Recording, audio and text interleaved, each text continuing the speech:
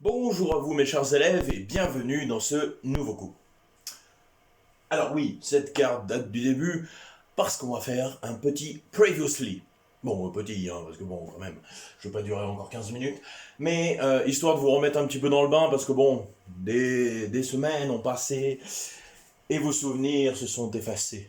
Oui, je suis poète. Alors, tout d'abord, donc nous avions vu cette carte en tout début. Souvenez-vous, la France, elle a un empire assez vaste dans le monde entier. On en a au Canada, on en a dans les Caraïbes, en Guyane, au Sénégal, dans les Seychelles, etc. Donc là, nous avons un monde étendu. Ensuite, nous avions vu que ce monde, donc on avait par exemple l'exemple de l'Inde, et ce monde, à la différence des grandes découvertes, où les grandes découvertes, voilà, on arrivait, ah c'est beau, tout ça, tiens, toi filme-moi ton or, allez on repart les gars. Non, là on est sur une optique de colonisation. C'est-à-dire qu'on va rester sur le territoire. Et pour cela, donc comme nous l'avions vu, on construisait donc des villes avec le petit fort, je vais peut-être parler moins fort moi, avec donc le fort ici, les habitations, donc pour bien sûr les villageois, vous aviez les champs d'agriculture pour donc se nourrir, vous aviez les ports, les moulins, etc. On a eu aussi qu'il y avait des églises, parce qu'il est très important de christianiser l'endroit. Et oui, aussi nous avions vu que pour coloniser, il faut peupler. Parce que le problème, c'est qu'on avait vu que les hommes de la première génération qui arrivaient, le problème, c'est que s'ils ne pouvaient pas faire de deuxième génération, la colonisation ne servait à rien. C'est pour ça qu'on va envoyer des femmes dans le but de repeupler. Donc, voilà, colonisation, on installe les villes, on peuple, on installe un aménagement du territoire, et surtout, on installe un pouvoir. C'est-à-dire, c'est bien beau de coloniser, le problème c'est qu'il faut organiser tout cela. Il ne faut pas que ça fasse des petits chefs-lieux de pouvoir, et ainsi chacun dise ça c'est mon royaume, ça c'est mon royaume, et que ça pète dans tous les sens. Non, on va tout regrouper autour de la métropole, avec un majuscule. Et donc la métropole, c'est la France, tout simplement. Et qu'est-ce que ça veut dire donc la métropole? Ça veut dire que tout, et je dis bien tout ce qui est à la colonie, va à la métropole. Tout. Ainsi que le pouvoir, tout à la métropole. La métropole dirige tout. La colonie n'a plus aucune indépendance, elle est complètement dépendante de la métropole. Mais alors complètement. Donc, effectivement, comme je vous l'ai dit, au niveau du pouvoir, c'est la métropole. Au niveau des marchandises, ça va à la métropole. De même que les esclaves vont à la métropole. Enfin, ils restent sous le joug de la métropole, sous le pouvoir de la métropole. Donc, là, comme on avait vu, la métropole a tous les pouvoirs, la colonie n'en a aucun. Et on avait vu cette carte intéressante pour comprendre comment ça marche. C'est-à-dire que, rappelez-vous, c'est vrai que c'était assez compliqué, cette notion, la France, elle envoie des bateaux. Mettons, en Martinique, pour la France. En Martinique, on envoie donc des soldats coloniser, construire des forts, etc. On y amène des femmes. Et bien sûr, on va mettre en esclavage les habitants de la colonie, les autochtones. Et pour ça, donc, on va les faire travailler dans des champs de sucre, de rhum, de tabac, etc. Et toute cette production retourne à la métropole par bateau en France. Donc, quand la production arrive, quand la matière première arrive en France, elle est produite. C'est-à-dire qu'avec le sucre, eh bien, on va faire des gâteaux, toutes sortes de choses. Pareil, avec le métal, le métal, l'acier, etc. Enfin, le fer, pardon. Le fer, on va construire de l'acier, l'acier qui va nous servir à faire du métal, le métal qui va nous servir à faire des armes. Mais tout ça, ça se fait en France. C'est-à-dire, on ne délocalise pas, on n'importe pas des trucs à l'étranger. Non, non, tout se passe en France. D'ailleurs, vous verrez que c'est l'inverse avec la mondialisation. Mais bref, on s'en brouille pas. Donc, la France, voilà, réunit toutes les matières premières. Et ensuite, cette matière première, donc elle est construite, elle est produite, tout ça. Par exemple, ils font des armes. Et les armes, là, reviennent dans les colonies, par exemple, pour les colons. Mais c'est seulement les produits finis qui arrivent dans les colonies. Parce que comme je vous l'avais expliqué, ils veulent que les colons et les autochtones, donc les Martiniquais par exemple, ne sachent pas faire, ne sachent pas comment on fait des armes, tout ça, pour qu'il y ait une certaine dépendance. Comme ça, la France, elle dit, ok, vous voulez pas faire ça, on vous donne plus d'armes. Bah les Martiniquais savent pas quoi faire. Parce que le problème, c'est qu'ils ont, pour construire par exemple du matériel agricole plus puissant, bah voilà, ils avaient des pioches, des machines venant de France. Mais ils savent pas les faire. Donc au final, ils ont dû faire et c'est tout. C'est pour ça qu'il y a une forme de dépendance malsaine avec la métropole. Voilà. Alors après, effectivement, nous avions fait le discours de François Charpentier.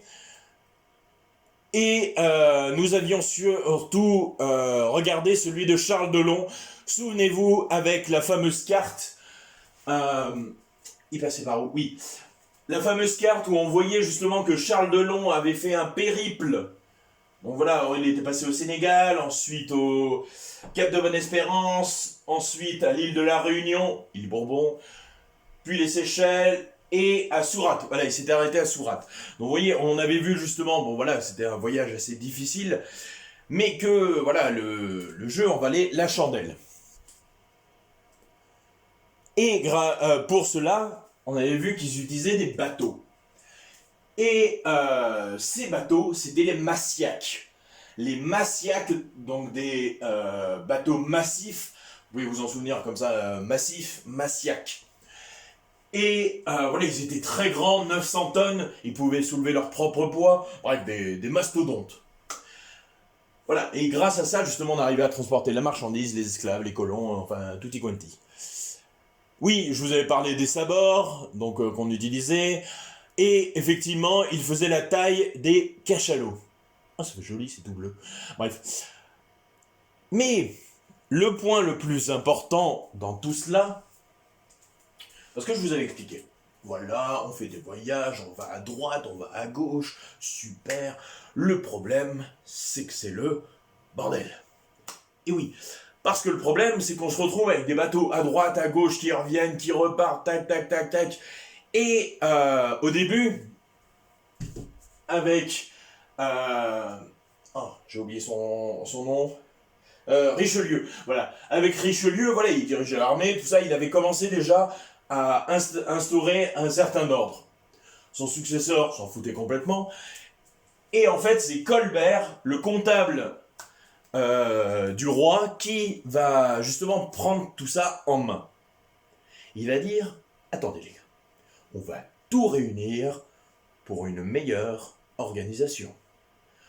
Donc, les bateaux, on rassemble tout, on divise le monde. Est-ce que j'ai une petite carte? Non, je voulais ma petite carte. Zut.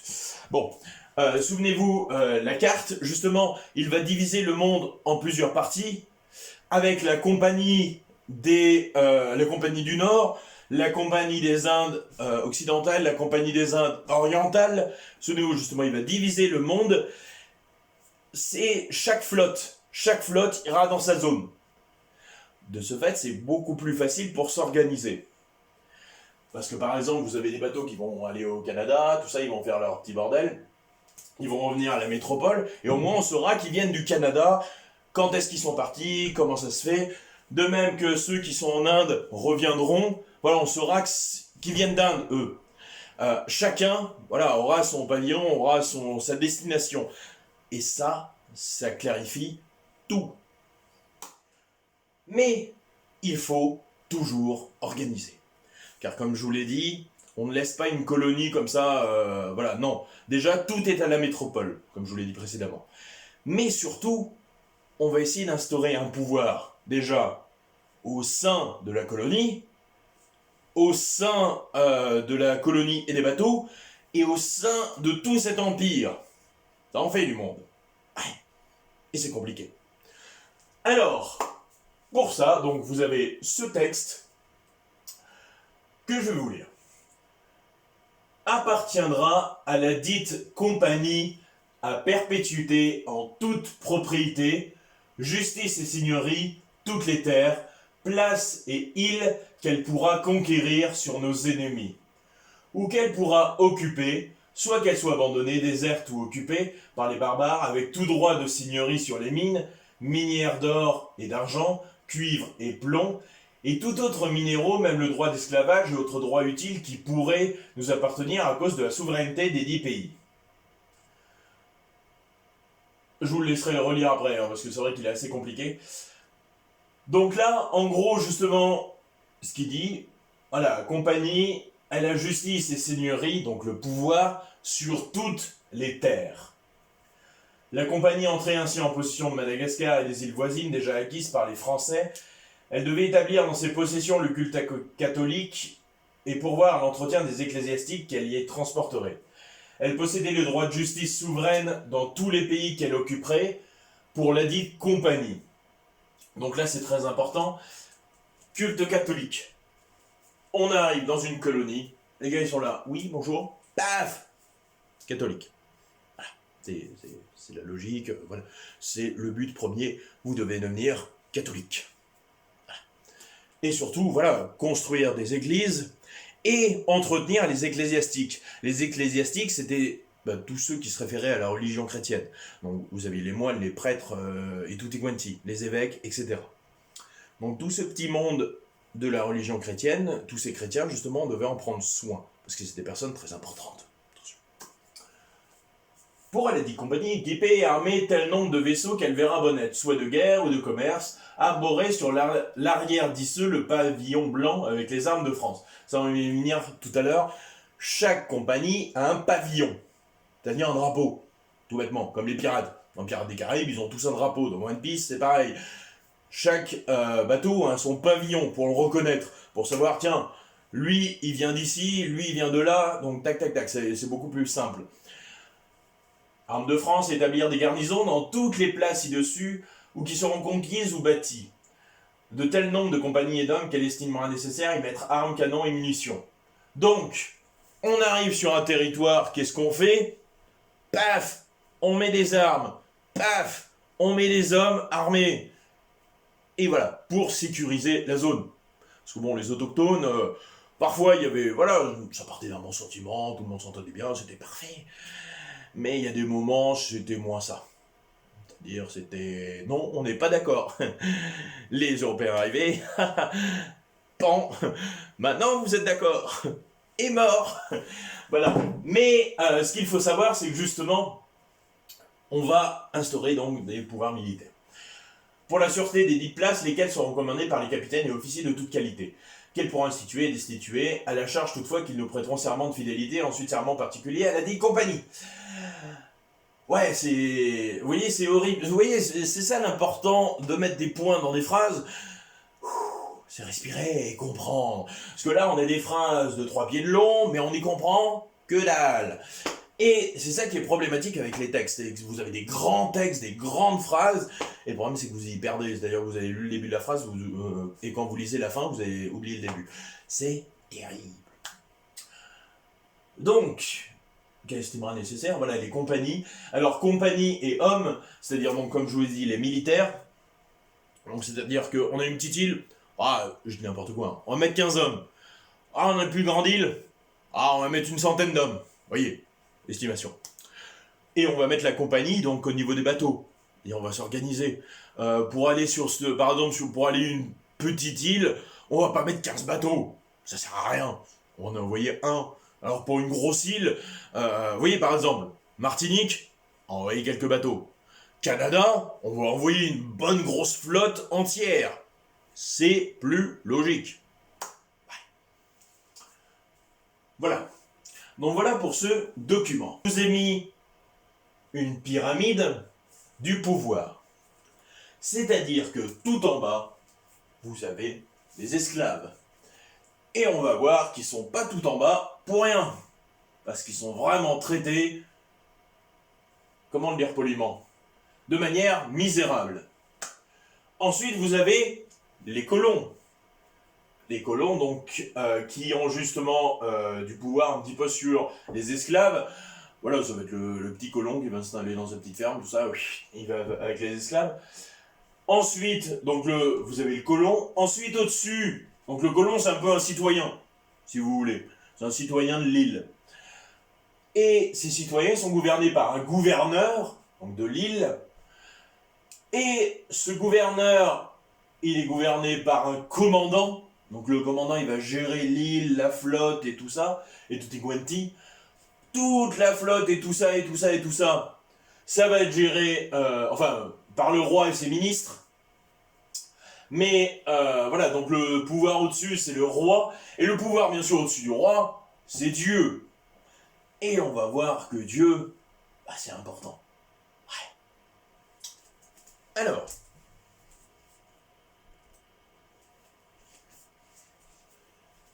vous avez donc ce blason. Alors, ce blason, il est très simple à comprendre.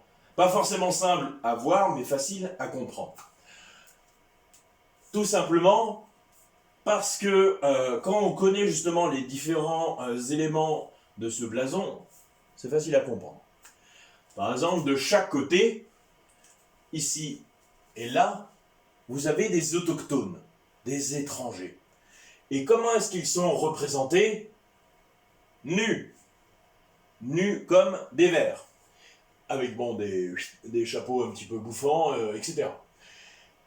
Et surtout, en plus, ils tiennent, vous voyez, le médaillon, ils le tiennent, c'est-à-dire qu'ils sont de chaque côté.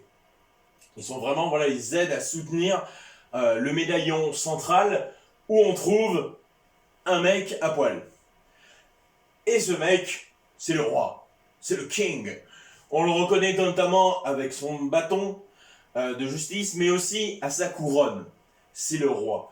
De même avec le lys qui est au-dessus. Donc ça, c'est le roi, c'est le king. Et ce roi, justement, il est assez important dans le sens où déjà il est au centre et il est présenté un petit peu comme le divin. C'est Dieu le mec, hein. Voilà, il n'a pas la grosse tête. Hein. Il se la pète complètement. C'est-à-dire, vous voyez, il est sur son petit nuage, nu comme un verre, voilà, avec cette espèce de corne, qui est tout simplement la corne d'abondance, où en fait, voilà, il y avait l'eau qui rendait immortel, bref, voilà. Vous avez tout cet aspect mythologique autour de Dieu et du roi. Et aussi, cette scène peut rappeler ce tableau.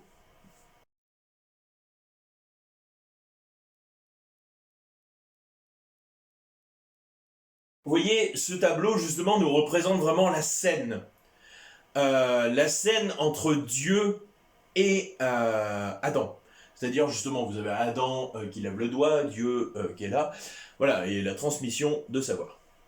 Wow. Mais ce qui est intéressant de voir, c'est aussi la phrase en latin. Bon, grosso modo, c'est là où je vais, tout fleurit. C'est-à-dire que, justement, quand le roi se déplace, là où il va, pouf, ça fleurit, c'est joli. Et voilà, donc ça aussi c'est important. C'est-à-dire que le roi se dit, quand je vais quelque part, j'apporte la civilisation, j'apporte la chrétienté et j'apporte la richesse. L'éclosion des fleurs, tout simplement. Alors qu'en fait c'était un petit peu l'inverse, c'est-à-dire qu'il y avait des fleurs et lui fou, il venait tout couper, il ramassait pour lui. Ah, comme quoi. Alors, à présent nous allons répondre à la question concernant le blason de la Compagnie des Indes. Avec notamment la question suivante, en quoi les éléments du blason portent-ils une volonté de puissance? Alors, par rapport à ce qu'on a dit justement, vous pouvez écrire. Enfin, d'abord, vous pouvez essayer de répondre à la question, justement, limite en y réfléchissant. Et après, vous pouvez écrire la réponse. Alors, la réponse va se diviser en 3 tirés. Premier tiré, peuple des colonies. 2 petits points. Ils sont de chaque côté, virgule, nu, NU, pour montrer qu'ils ne sont pas civilisés, point. Ils tiennent le médaillon central pour montrer leur soumission au roi, point. Deuxième tiré, le roi, 2 petits points. On le reconnaît grâce à la fleur de lys, virgule, son sceptre, S-C-E-P-T-R-E, et sa couronne, point. Il est allongé sur l'eau comme pour montrer sa domination sur les océans. Point. Je vais expliquer après. Troisième tiré, phrase en latin, 2 petits points. Elle symbolise l'aspect bénéfique de la colonisation, car il pense, le roi, car il pense apporter la civilisation et la chrétienté avec lui. Point final. Alors, justement, quand je vous dis, pour montrer sa domination sur les océans, c'était le blason justement de la Compagnie des Indes. Donc vraiment pour montrer que c'était lui le roi sur les océans, aussi bien sur les terres que sur les océans. Pour montrer que vraiment la compagnie a une importance. Voilà. Et sur ces bonnes paroles, donc je vous souhaite une bonne semaine, bon courage, et je vous dis à la semaine prochaine. Au revoir.